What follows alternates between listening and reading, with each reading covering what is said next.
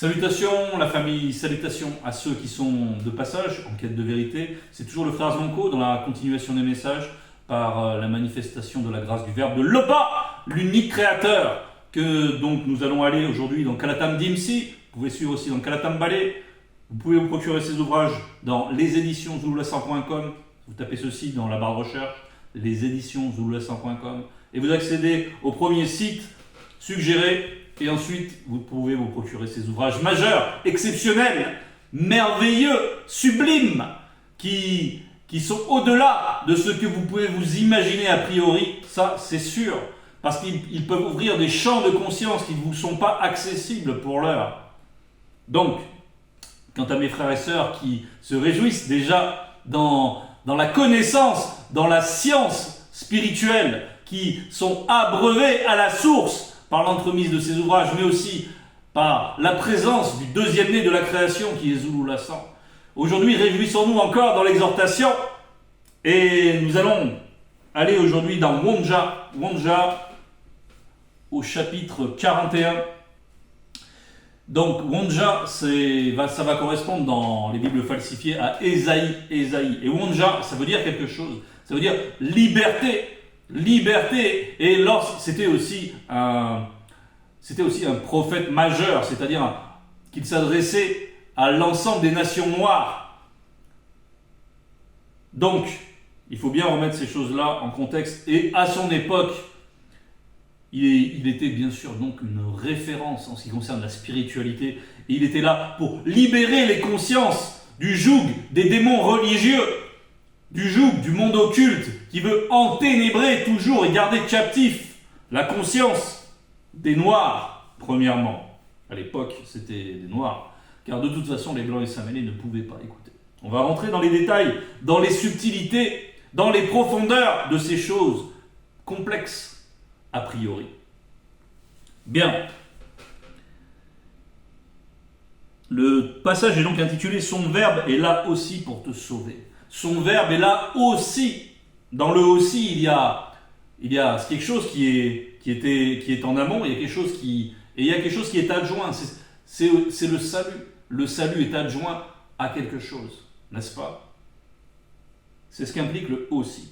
Son verbe est là aussi pour te sauver. Et ce te, bien sûr, c'est toi. Premièrement, peuple noir qui a cette connexion particulière, qui a ce désir particulier, qui a cette disposition particulière relativement à la vérité.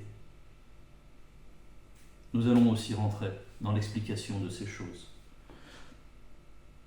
Ainsi parle maintenant Mutatedi. Mutatedi, c'est l'entité qui est en charge de guider, qui guide et qui intronise les initiés.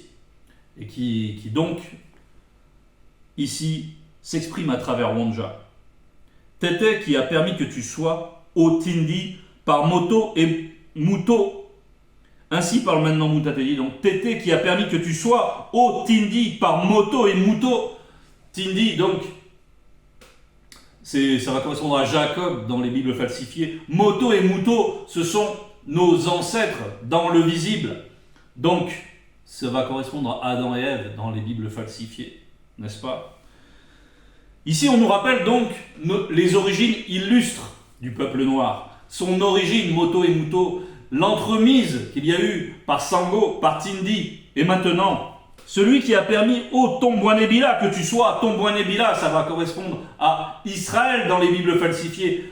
Et la promesse, elle est liée au peuple noir, c'est-à-dire qu'il y a des faux juifs qui usurpent l'identité de ce peuple élu de race illustre, car la spiritualité est une question de race, que cela plaise ou non. Donc, il y a une race qui est pure au départ, qui est pure et qui était là en premier. Et c'est ce qu'on nous rappelle ici, avant que les autres races soient manifestées par l'entremise des anges déchus qui sont venus s'accoupler avec des femmes noires. Et de cette union interdite sont arrivées les autres races qui ont aussi hérité de cette paternité, de cette semence altérée qui était celle des anges déchus. Donc on nous rappelle tout cela et comment la race noire est à part, n'est-ce pas, de cette engeance différente.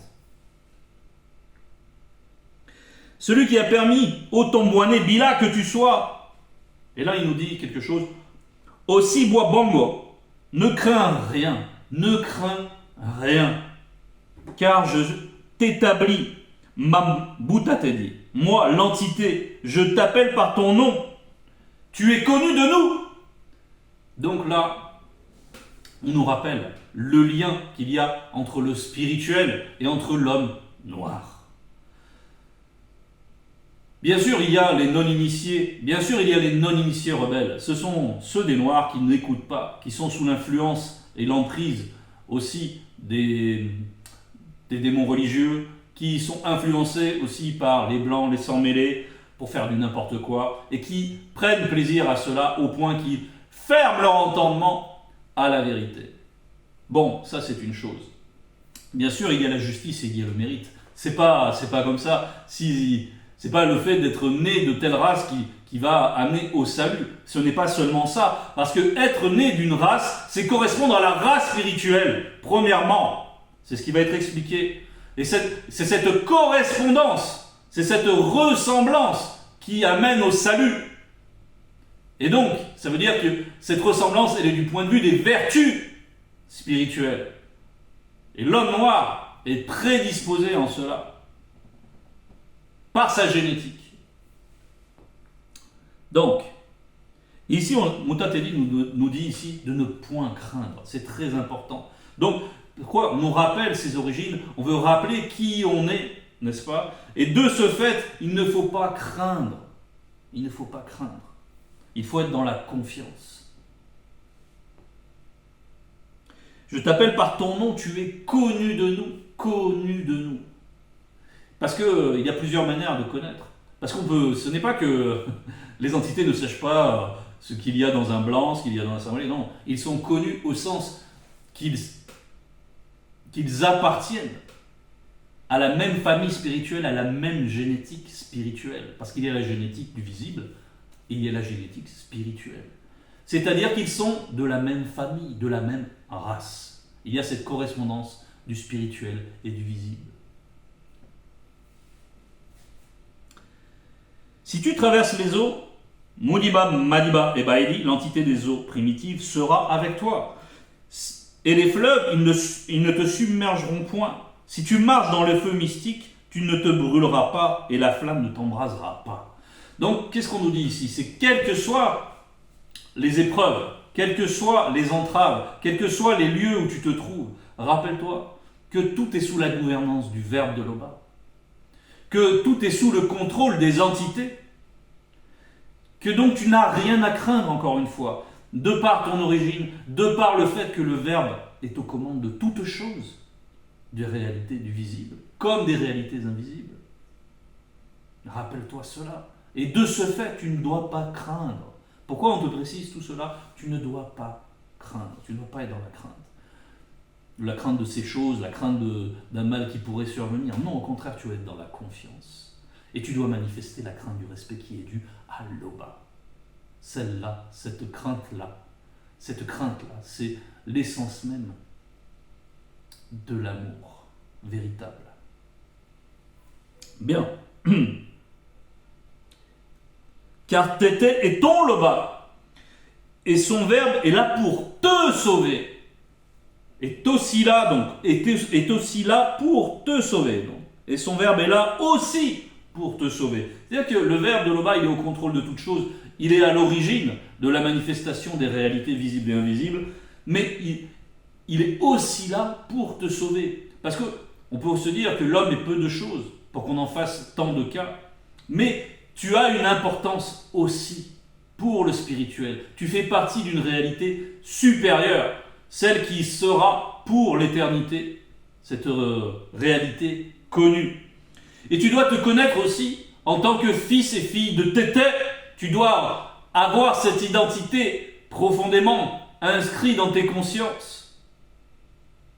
Et ainsi, tu ne craindras pas les circonstances. Tu ne craindras pas l'adversité.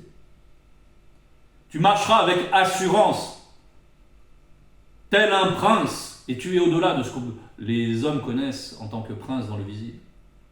Tu es fils ou fille de Tété, de Loba, l'unique créateur. Parce que tu as ce lien avec la réalité spirituelle. Parce que tu es connu de nous. Parce que tu es honoré et que tu es aimé de nous. Muniba Bekokisedi donne spirituellement des sangs mêlés à ta place et des blancs pour ta vie. Pour ta vie. Qu'est-ce qu'on nous dit là? Muniba Bekokisedi, c'est l'entité qui est en charge des châtiments du domaine de la nature. N'est-ce pas? Donc, quand on est dans le visible, on a des épreuves. Parfois, il arrive que la marche, on manifeste une faiblesse. Bien, qu'est-ce qu'on nous dit là? C'est très très très précis. Parce que c'est Bibel, parce que c'est Kata Dimsi, n'est-ce pas? Donc il y a la précision, écoutons bien.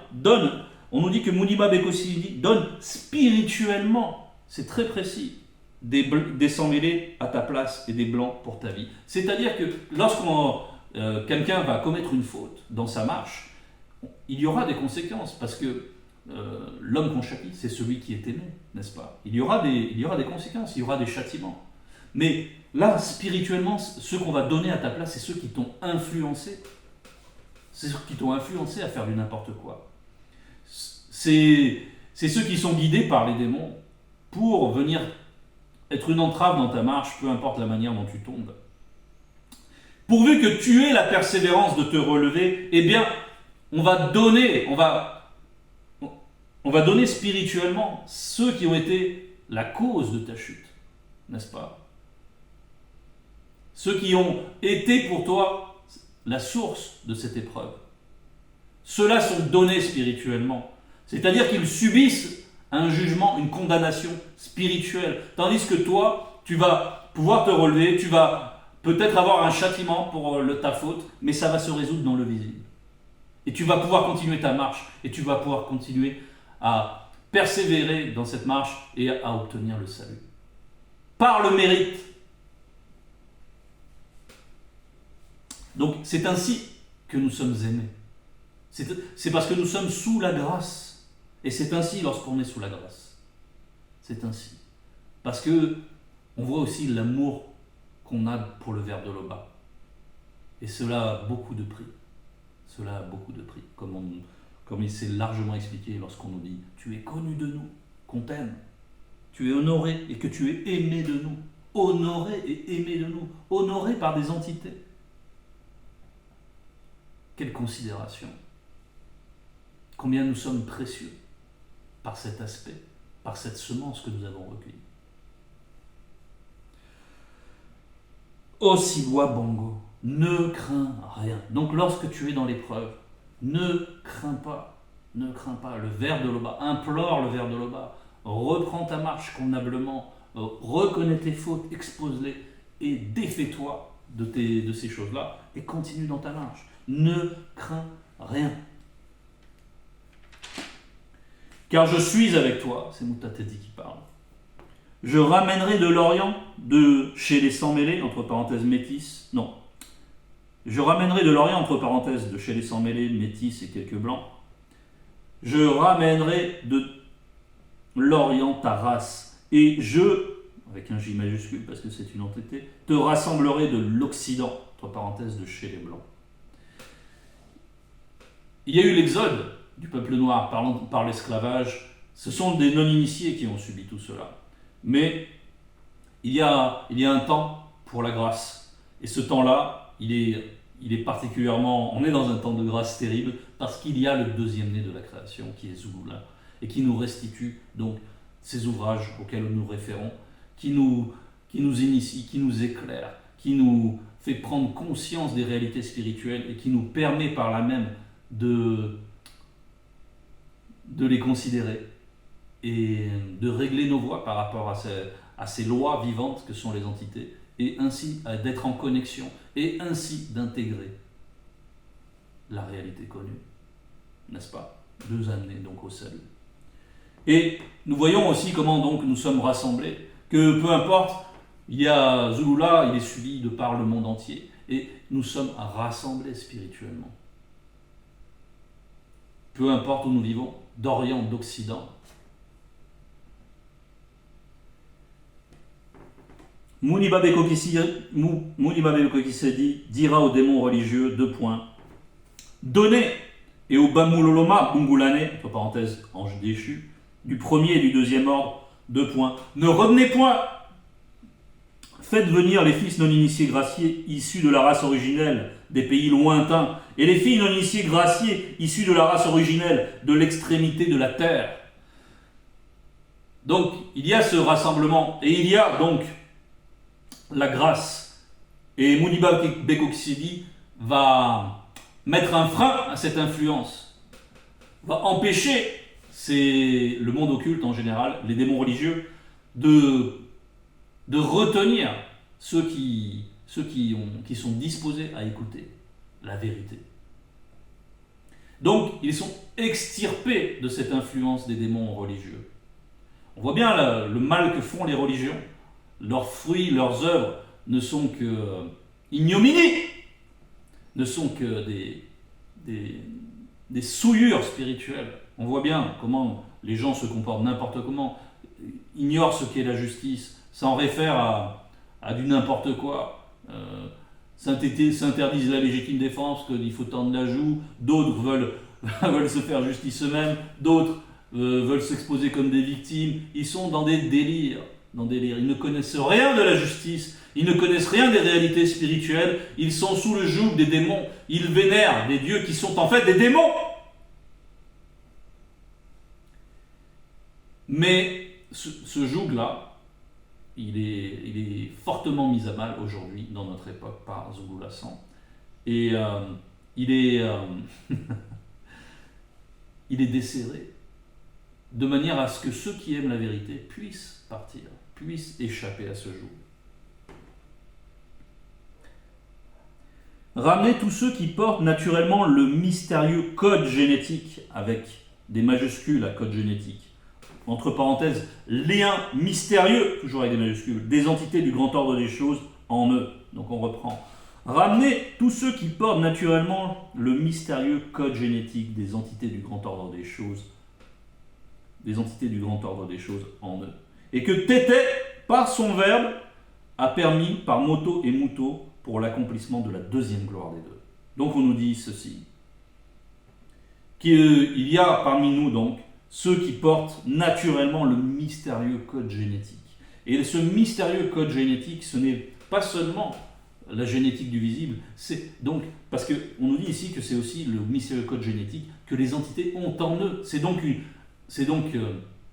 de l'ADN spirituel dont il s'agit. Zulula San a donné un enseignement extrêmement puissant en ce qui concerne l'ADN, le mystère de l'ADN. Il est consultable. Vous tapez ADN Zulula San, très certainement vous allez le retrouver facilement dans Google. Je vous recommande vivement. Et vous allez voir que il y a des mystères par rapport à l'ADN. Il y a aussi ce qu'on appelle l'ADN transfuseur. Et à ce stade, on nous parle ici donc d'une génétique, d'une disposition génétique, n'est-ce pas?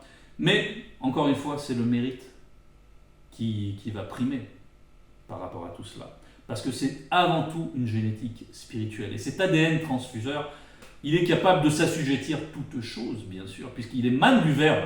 Qu'est-ce que ça veut dire, un ADN transfuseur? Ça veut dire que c'est un ADN qui va modifier ta génétique spirituelle, qui va modifier même ta génétique, aux besoins même physiques, n'est-ce pas? Ainsi, le Verbe peut s'assujettir toutes choses. Et aussi aujourd'hui, si je dis tout cela, c'est pour faire savoir que la grâce, elle est également ouverte aux blancs et aux sang mêlés. Parce que Zulula San est là dans cette époque, et que c'est l'époque où la semence des anges déchus a perdu de sa force, et que certains blancs, certains sang mêlés peuvent aussi entendre. Et que la génétique spirituelle est modifiée déjà pour qu'ils puissent entendre, pour qu'ils puissent adhérer. Et puis au final, nous verrons que la génétique, c'est aussi pour ça qu'il y a 2 bergeries, n'est-ce pas? Il y a 2 bergeries. Il y a bien sûr la race originelle et il y a les blancs, les sang mêlés d'autre part. Mais au final, au final, dans la réalité connue, dans celle qui demeure à toujours, il n'y a qu'un seul peuple. Bien sûr, il n'y a qu'un seul peuple. Et ceux qui ont ces particularités génétiques des anges déchus, cette génétique-là peut être transformée. Il ne faut pas limiter le verbe. Elle sera transformée pour ceux qui aiment le verbe de l'Obar. Et ainsi nous formerons un seul peuple. Que ceux qui ont des oreilles pour entendre, entendent.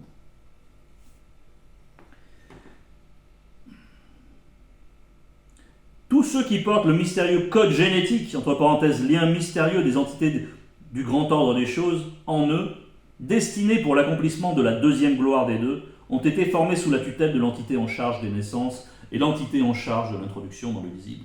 Donc là, on nous parle d'une forme de prédestination. Et ça, certains vont avoir du mal, ne pas comprendre parce qu'ils ne connaissent pas les réalités spirituelles.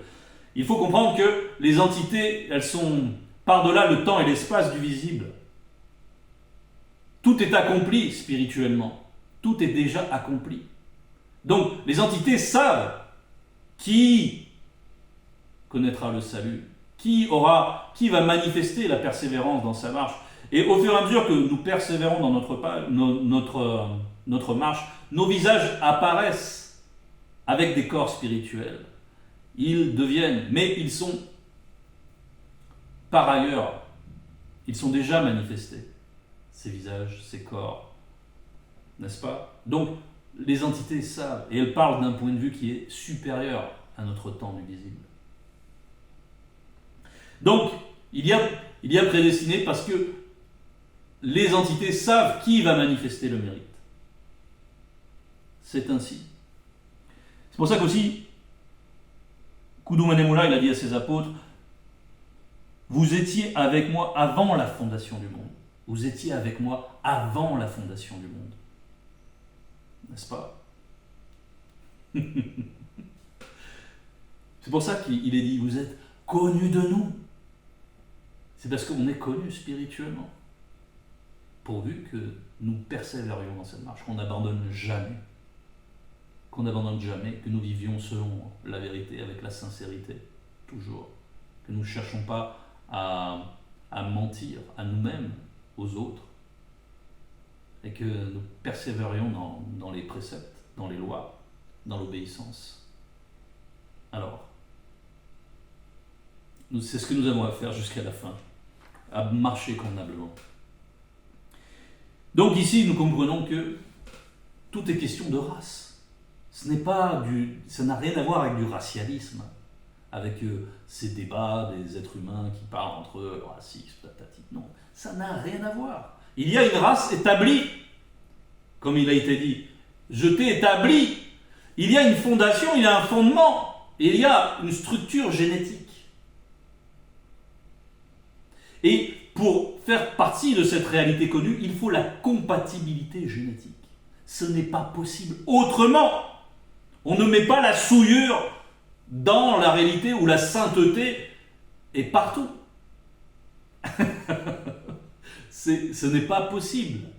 C'est pour ça que la sanctification est tellement importante dans notre marche aussi. Qu'on fasse sortir le peuple aveugle connu qui a des yeux et les sourds connus qui ont des oreilles.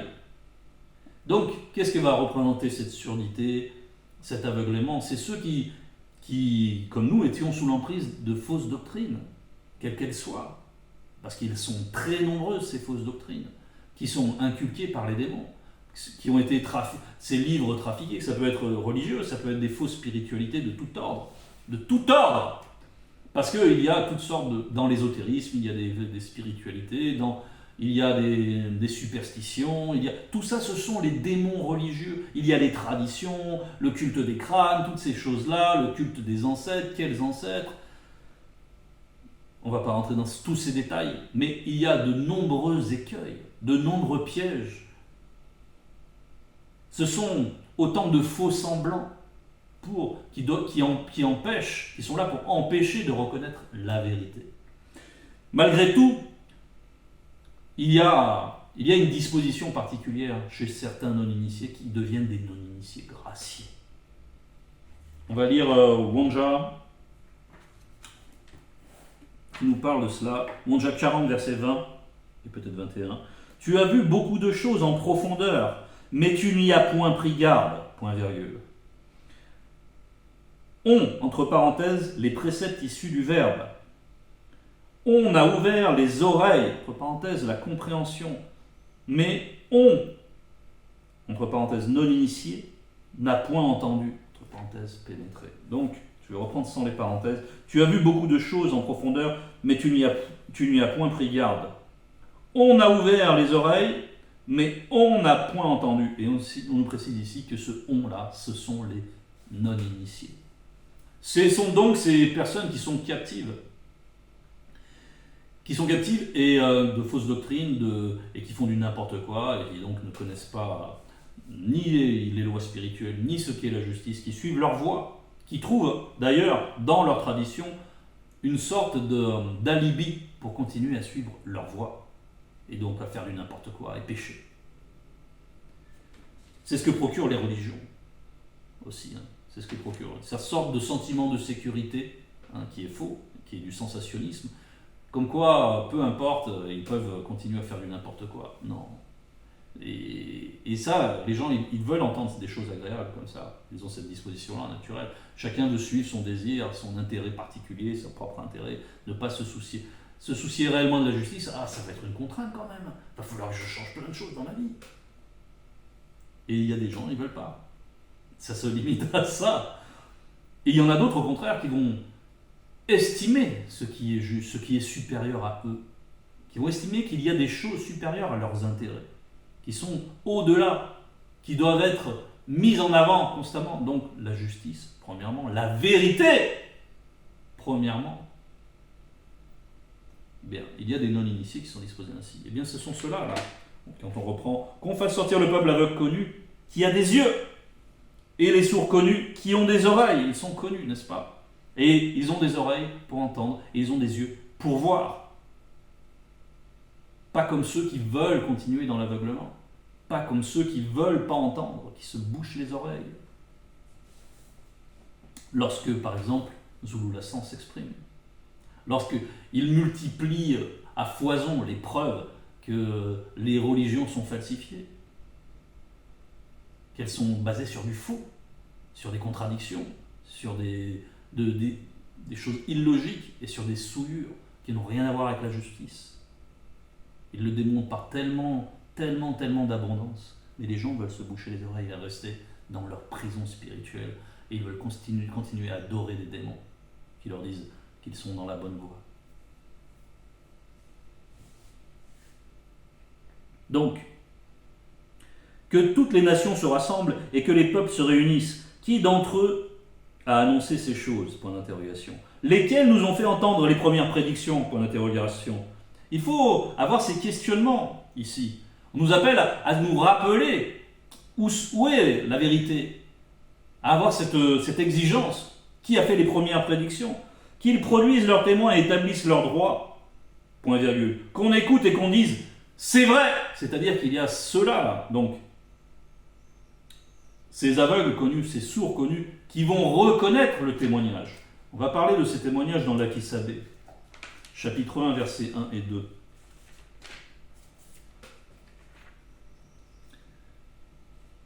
C'est intitulé au départ « Marcher dans la lumière », avec un L majuscule, la lumière spirituelle. Nous vous annonçons celui, Jokisabe, entre parenthèses, Jokisabe, celui, donc c'était le premier-né de la création dans le visible, et c'est toujours le premier-né, quoi qu'il en soit. Nous vous annonçons celui, Jokisabe, qui portait la parole de vie. La parole de vie, c'est très important. Et là, c'est des P majuscules, V majuscules, qui était avant le commencement. Qui était avant le commencement. Que nous avons entendu, donc, ce sont des sourds qui entendent. Que nous avons vu de nos yeux, il y a aussi cette dimension. Que nous avons regardé avec attention. Et que nous avons touché de nos mains. Verset 2. Oui, la vie s'est manifestée dans le Verbe et nous rendons témoignage. Nous avons reçu ce témoignage de la vérité. Quand nous observons Zulu Lassan, nous voyons la sainteté. Ce que nous voyons, ceux qui regardent avec attention, comme il est dit là, c'est normal de vouloir examiner au prime abord, c'est normal d'examiner, il faut examiner d'ailleurs. Au prime abord, quand on arrive, quand on voit Zulula, lorsqu'on entend la première fois Zulula, il faut examiner. C'est ce que Zulula recommande toujours, examiner, comparer, chercher. Allez voir les textes auxquels vous vous référez, vous verrez qu'ils sont faux. Et que la vérité pure émane de sa personne. N'est-ce pas? La parole de vie. Et c'est précisément ce qu'il y a. Dans cette parole-là, il y a la génétique spirituelle. Et lorsqu'on reçoit convenablement notre génétique, on reçoit tout cela et nous sommes transformés spirituellement déjà. Donc, le premier effet, c'est que l'intelligence est renouvelée. Nous pouvons accéder aux réalités spirituelles pour comprendre les choses spirituelles. Et ceci se fait donc ça va représenter cette parole de vie, la semence spirituelle. Et ceux qui vont recevoir, c'est la terre spirituelle, n'est-ce pas? La bonne terre.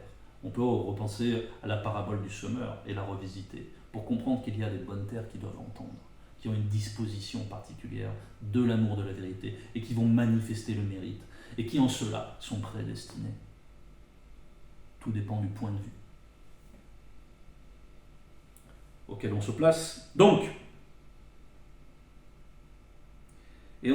qu'ils produisent leurs témoins et établissent leurs droits. Donc, les deux témoins majeurs, ce sont, bien sûr, les deux premiers-nés, qui sont Jokisabe et Zulula. Verset 11. Vous êtes les consacrés, dit Mutatedi. Vous les initiés. Donc là, on nous parle des consacrés. Parce qu'il y a des...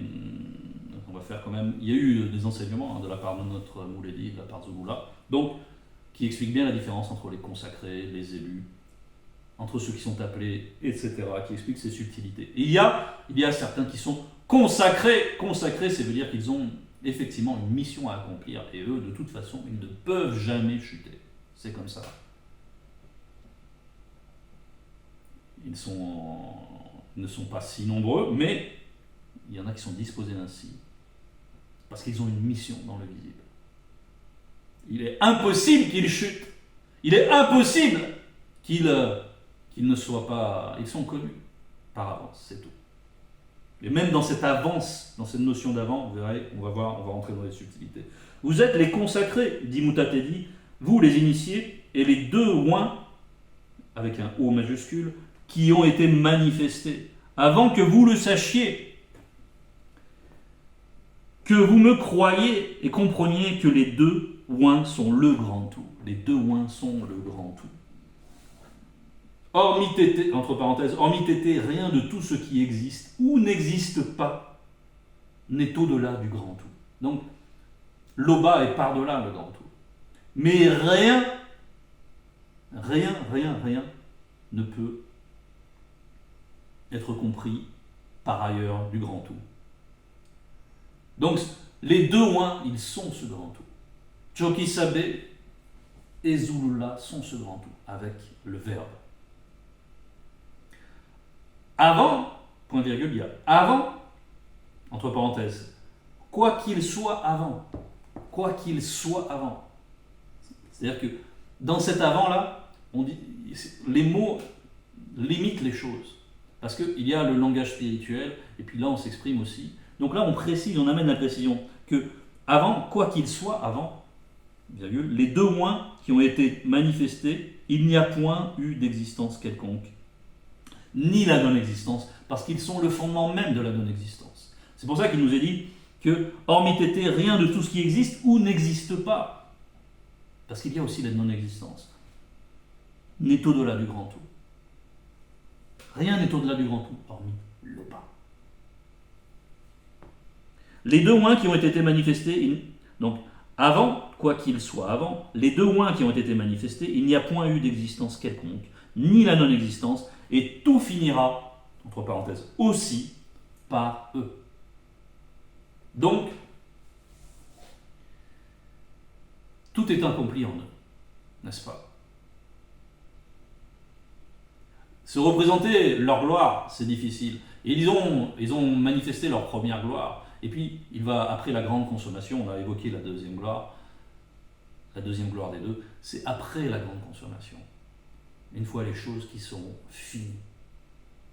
Mais cette finitude existe déjà par ailleurs, selon le point de vue où l'on se place. C'est Tété qui est unique créateur, et hormis son verbe, dans l'unité des trois, entre parenthèses, verbe et deux oins, il n'y a point de salut. Il n'y a point de salut. La réalité connue, c'est celle-là. C'est de connaître les deux oins et Tété, et de connaître à travers eux et le verbe, de connaître Tété, notre Père, Loba, l'unique créateur. C'est cela le salut, et le connaître de manière intime par son verbe, le plus intime possible, quoique de toute façon, l'intimité absolue, c'est après la grande consommation, c'est par la grande consommation. Mais nous devons avoir déjà cette marche-là, et les connaître, les connaître, c'est bien sûr les aimer, évidemment. Ce n'est pas les connaître à... non, c'est connaître profondément, n'est-ce pas? Jusqu'à la connaissance la plus intime qui soit, celle de la grande consommation. Donc, ne craignons pas. Ne craignons pas. C'est ce que nous répète à 2 reprises Mutatedi, qui nous dit aussi bois bongo, aussi bois bongo. On est dans la bonne maison. Si nous arrivent des épreuves, parce que nous sommes écartés, si nous arrivent des choses, persévérons, manifestons la confiance. Soyons conscients de qui nous sommes. Soyons conscients que le Verbe est au contrôle et que le Verbe est plein de compassion. Et que,